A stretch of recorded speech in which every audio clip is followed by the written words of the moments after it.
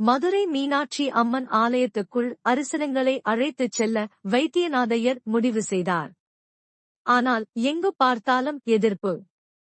இந்த நிலையில் ஆலய பிரவேச நடவடிக்கை குழு மதுரை எட்வர்ட் ஹாலில் கூடியது.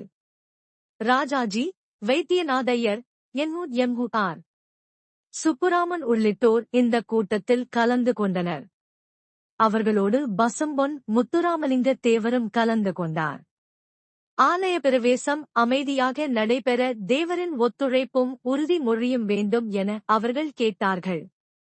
அதற்கு அவர், என் சகோதரர்களான தாழ்த்தப்பட்ட மக்கள் அன்னை மீனாட்சி கோயிலில் ஆலய பிரவேசம் செய்கையில் அவர்களுக்கு தேவையான அனைத்து பாதுகாப்பையும் என் மக்கள் தருவார்கள்.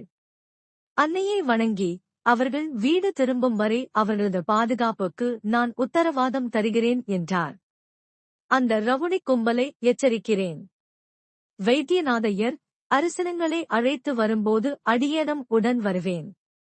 ஏதேனும் அசம்பாவிதம் நடந்தால் அந்த ரவுடி கும்பலை சந்திக்க வேண்டிய முறையில் சந்திப்பேன் என்று ஒரு துண்டு பிரசுரம் மூலம் தேவர் அவர்களின் அறிக்கை வெளியானது.